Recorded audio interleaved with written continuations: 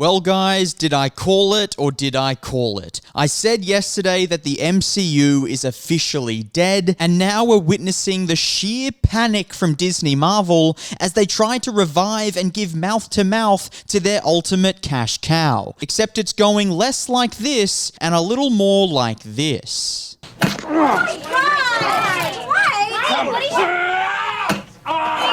We search for the organs. Where's the heart? Because Marvel are an absolute shambles right now, and without sounding too harsh, Marvel, you brought it onto yourself. Due to the absolute stupidity of some of the choices that were made when it came to their films and how they chose to develop their characters. Which leads us to this train wreck of Captain America 4, which has just been delayed a year from 2024 to 2025, following the absolute disaster of the Marvels, which just came out over the weekend, coupled with downright atrocious test screenings. They're not just going to delay this movie a year, but they're also going to rewrite it, reshoot it, and completely remake this movie, essentially meaning that the Captain America 4 movie as they were making is essentially cancelled, and we're going to see a completely new film. You guys are so screwed now! Because I think they know that if they ever want to dream of making a dollar profit again from the MCU, they need to make some rapid changes, and they need to do a complete 180 from where they are right now with their Marvel Cinematic Universe. Because out of all the crazy decisions that Marvel has made when it came to their films, Captain America 4 may arguably be the most stupid decision yet. Because it's one thing to try and pass the mantle of the MCU to a new set of characters that people don't like, but it's another thing entirely to straight up call another character the next Captain America, and think that us as fans will just go along with it and be happy to have a new person replace one of our favorite characters. Because while Anthony Mackie is a great actor and Falcon is a great character, you can't just replace a character like Captain America, because you chose to let Captain America leave, so you don't just get to go and replace him. And Marvel argued their own point with this scene in Spider-Man Far From Home. The whole world is asking who's going to be the next Iron Man. I don't know if that's me happy. I'm not Iron Man. You're not Iron Man.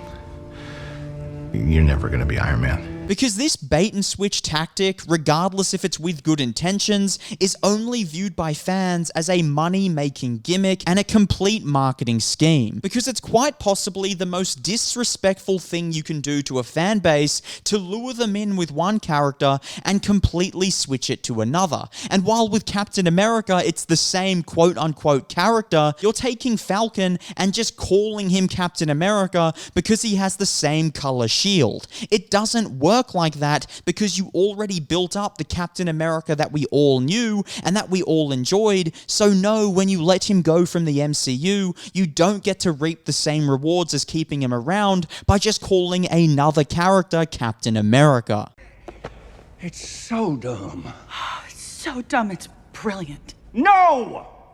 It's just dumb! And fans hate this bait and switch strategy, which is why movies like Doctor Strange Multiverse of Madness failed at the box office, because they tried to make it all about America Chavez. And you even had Benedict Cumberbatch questioning whether or not his own character had a character arc in his own movie. And you also had another great example of this in Indiana Jones 5, where they tried to launch the career of Helena Shaw as the second coming of Indiana Jones when the movie was called Indiana Jones 5. And when the movie is called Indiana Jones, the movie has to be about Indiana Jones, because that's why fans are paying money to watch the film. You don't get to make it about another character that no one likes, cares about, or even knows. And like I said, the same goes for Captain America. You chose to cast Chris Evans as Captain America, so when there's no Chris Evans, there's no Captain America. It is simple. And what's insane saying is that they were on the right track with having Spider-Man take the mantle from Iron Man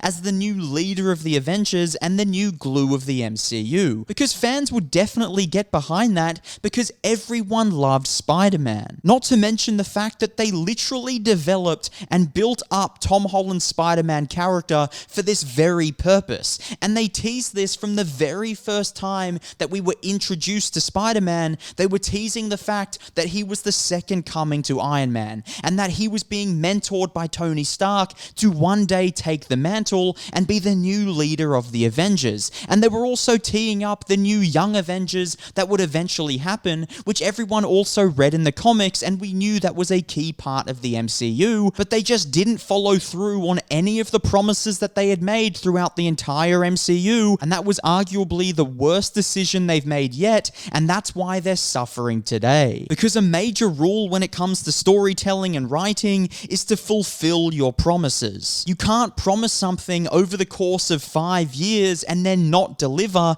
It's blatantly disrespectful to the fan base, who, remember here, are the sole purpose you make these films in the first place. Because the reason anyone comes out to watch the MCU is because there are fans of those characters, and so you have to respect those fans. And when you tee something up to them and you tell them that you're going to deliver on something in the future, you have to deliver on that because fans are waiting for that to happen, and fans are getting behind the MCU and getting excited for what you initially promised them. And so when you don't fulfill your promises, you're only going to drive more and more fans away, and they're seeing that more and more with each of their latest releases, all bombing at the box office. And the Spider-Man example isn't the only time that the MCU didn't fulfill their promises, as they've done this time and time again in the last 3 to 4 years, whether it be teasing Yelena as a key figure in the MCU in Black Widow and then not mentioning her for 4 years,